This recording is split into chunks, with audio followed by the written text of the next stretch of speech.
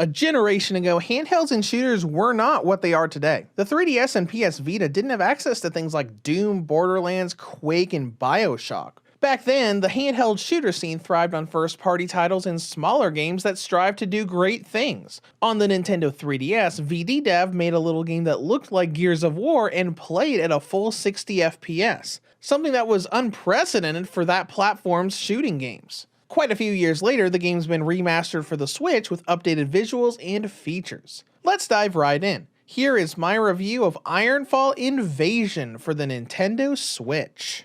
In this story, aliens have invaded the Earth. You play as Jim Woper, a lieutenant in the Marines taking on missions to rescue prisoners and fight back against the invasion. He takes on several missions across the game along with his partner, NYPD Detective Sam Finch, aiming to rescue a captive doctor that leads them into what the aliens are developing to use against humanity very soon. As a story, I think IronFall is decent. You get fairly regular dialogue as you go through the missions, and there are some interesting plot threads, but overall I find it to just be alright. There's not anything crazy detailed about the story beats, though it does have a bit of a tease for a sequel at the end, if the developers do end up making an IronFall 2. When it comes to gameplay, this is a third-person shooter with light puzzle elements thrown in. As you play, you'll be navigating 3D areas, shooting down aliens while hiding behind cover, and occasionally doing minigames to disarm bombs or open locks.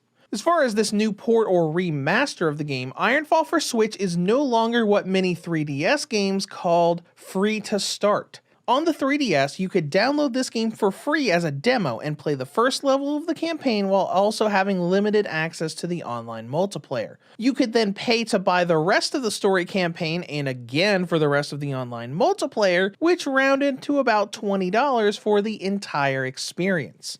But on Switch, it's just a normal game. You pay $15 and get everything.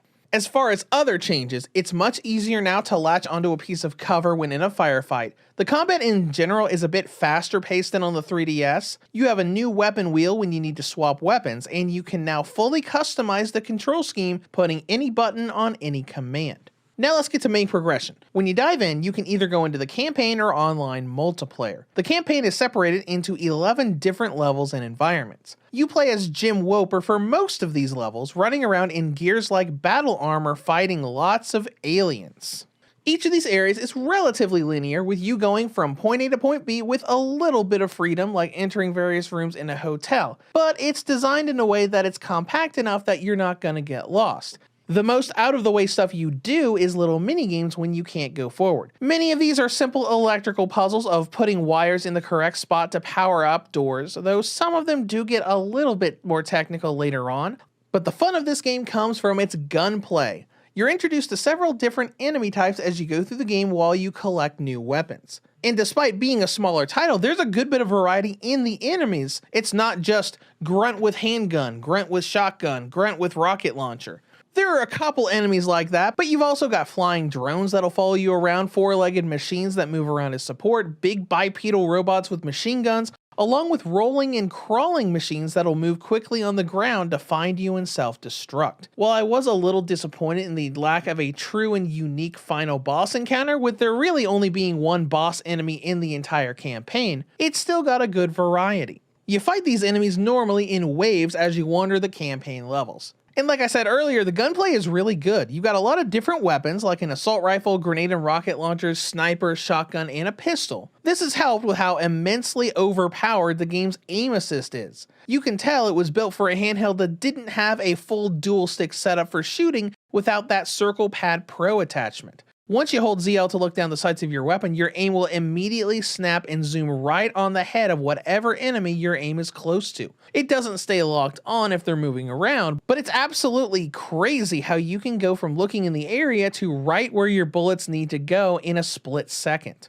This is great for burst shots in the assault rifle or quick precise shots from the rocket launcher or sniper. I found the game's sniper rifle sections to be incredibly fun just from how quick and snappy it is to be in cover and just ZL lock on, fire, gone. Now if you think this is too easy, you can always turn the aim assist off in settings, though I find that it adds to the fun factor, especially when you're in the story campaign. As you're fighting through enemies, you also get a little bit of a minigame when you reload. This is heavily compared to Gears of War along with this game's cover system and the way the armor looks. When you reload, you get this little slider going on the HUD. Hit the reload button again with good timing and you'll get a bonus, refilling your normal ammo slot but also some of a bonus slot, giving you extra bullets before needing your next reload. Next, let's talk about this game's difficulty and how it manages your health. IronFall doesn't feature hit points or health. Instead, you have a heart rate. Being attacked or doing strenuous actions like dodging or sprinting will increase your heart rate. Your goal is to keep it within safe levels to prevent you from effectively getting killed, not from too many bullets piercing your body,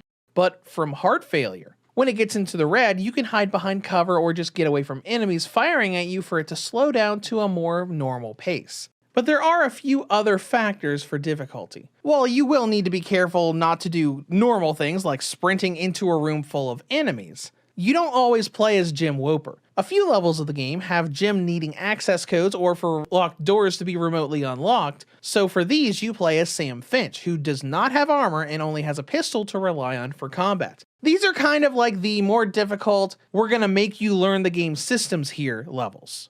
As you'd expect, it takes much more to take down enemies when you only have a pistol, and heart rate goes up much faster without armor. She's also got some more unique hazards to get around, like running past sonic mines when they aren't sweeping the area around them. Overall, I find the gameplay loop to be pretty fun. While you'll be fighting a lot of the same enemies towards the beginning of the game, the enemy waves are never that big, and you constantly get dialogue as you finish each room, getting little bits of story instead of just walking into a room, fighting enemies, and repeating the process. The main downside of the game, at least right now, is the multiplayer. The online play is really smooth when you get into a match, but getting into a match is a hurdle. Every time I go into matchmaking, it cycles around different players that are constantly going in and out of the game I'm trying to join. I've only ever gotten into matches with a single opponent. And there's the fact that the overpowered aim assist works in the online multiplayer as well. It's kind of cool but also frustrating as everyone's going to have that instant sniper shot from just aiming.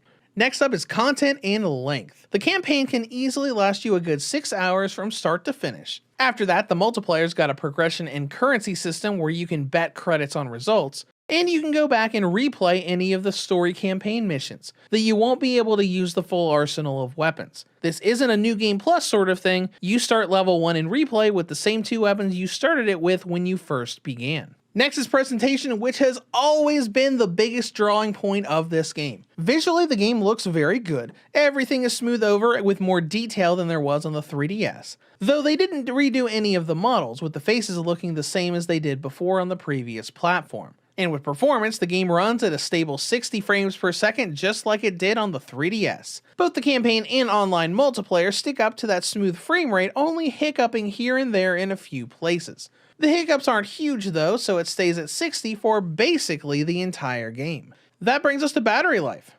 IronFall gives the original and light models a battery range of about 3 to 4.5 hours, while the V2 and OLED models get 5.5 to 6.5 hours. In conclusion, IronFall makes its way to the Switch with its Gears-like gameplay and 60 FPS performance intact. Now the downside, having only one boss is a bit of a bummer, and online multiplayer isn't super great right now with the smaller player base and the crazy aim assist transitioning into that mode as well. But this is still a fun shooter to play through and a reminder of that time a small development team brought a good little shooter to the 3DS at a full 60 frames per second.